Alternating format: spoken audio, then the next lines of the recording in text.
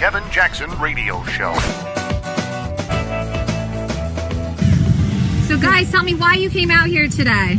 Because Hillary is bad for America. She's a criminal. For prison. Hillary in prison. How old are you? 14. 14. And you guys are friends, and then you came out here. You don't know these I don't young know men. these boys, no. But you're obviously a woman. Costco, and I saw that she was here, and I think it's a disgrace that Costco has her here. All right, everybody. Welcome. Kevin Jackson here. That's who you're listening to.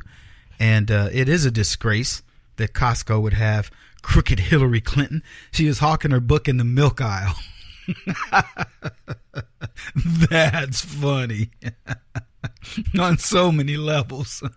Hillary's wants the public to suck on the teat of Hillary Clinton in the milk aisle. Could you milk her while you were there? Oh, man. Now you guys are starting to have fun on your own without me. Okay, go for it. But it is funny to hear that Hillary Clinton was in the milk aisle of Costco trying to hawk her book.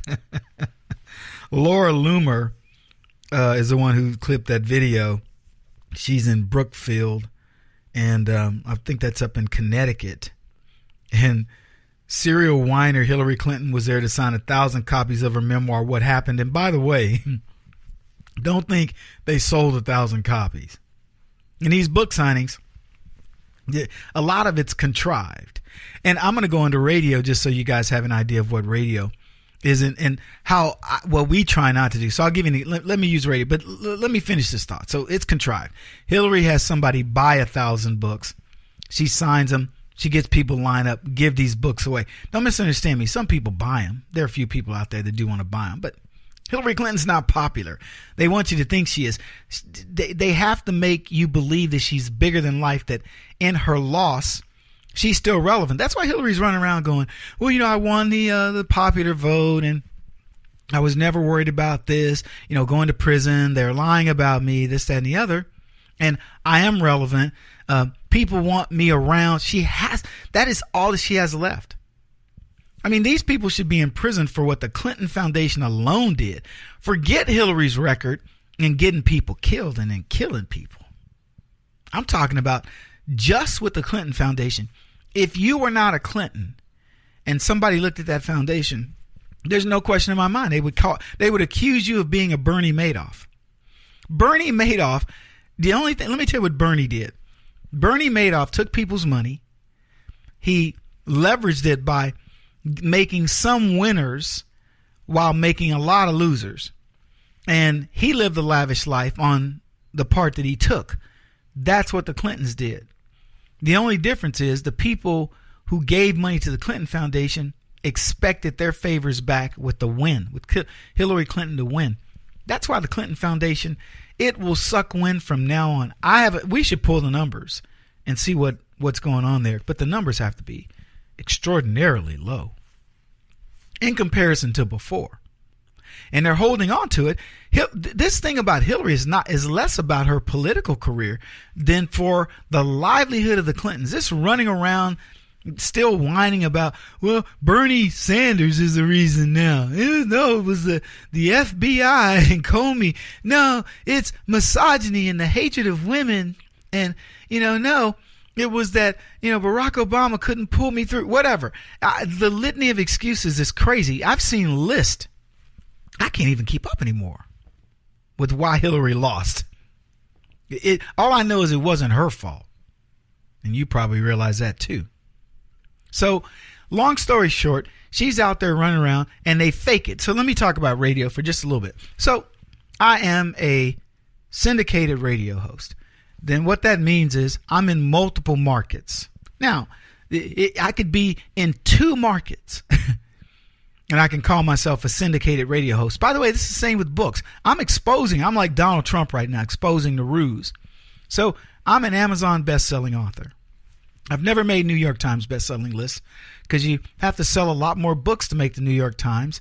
And it's orchestrated when you do it. People will pile all their book sales into one moment and then release the Kraken, and then you become a New York Times best-selling author. We've never strategized to do that. And I don't mind people that do it. Congratulations. but does it help you sell a few more books? Probably. But when I tell you that if you ever write a book, you become a book salesman, all right?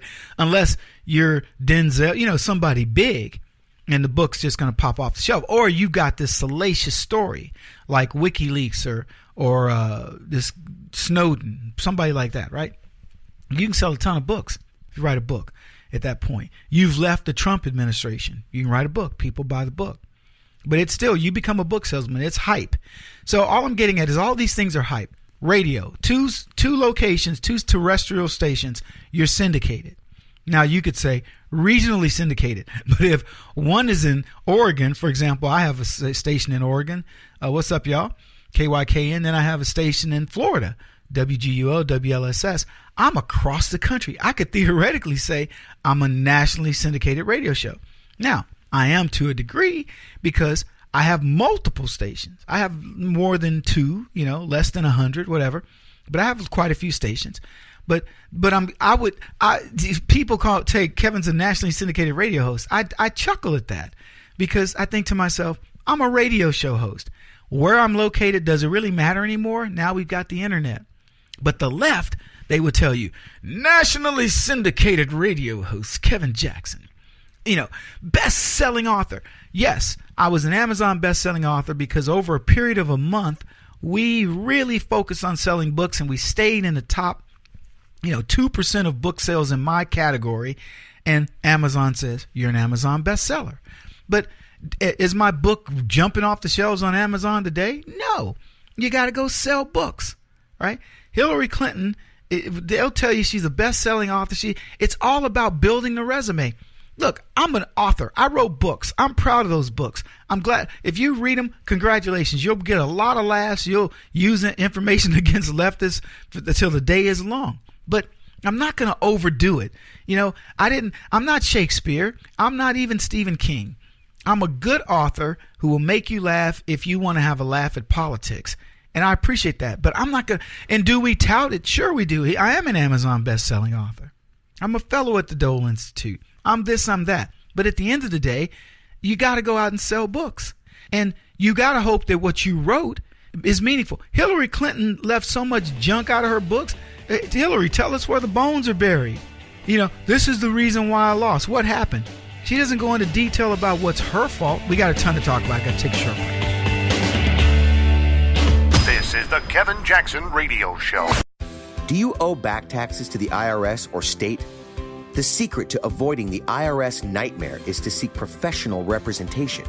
My friends at Security Tax Associates provide the most cost-effective and ethical representation in the industry while helping to avoid seizures, levies, and wage garnishments. Security Tax Associates is here to ensure that the appropriate steps are taken to permanently eliminate any possibility of future tax burdens once and for all. For a free, no-obligation consultation, contact Security Tax Associates, 844-779-4177. That's 844-779-4177.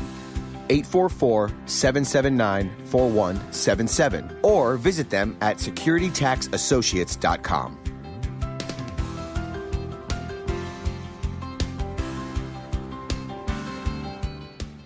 Beth Cook Moranville, author of Closer Than Your Breath, a book of hope. Hope, that wonderful, wonderful 4-letter word that you may feel completely out of. I wrote this book to give you great hope. It's not too late. If fetal position is an all too familiar place for you, I understand.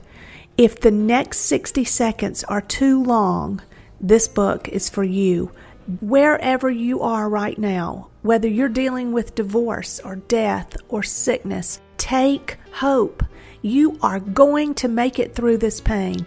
Don't roll your eyes. I've walked this road and I know it. The best is yet to come. Closer Than Your Breath, a book of hope from author and speaker Beth Cook Moranville, can be found on Amazon.com or Kindle.com. For more information, visit closerthanYourBreath.com or on Facebook at Closer Than Your Breath.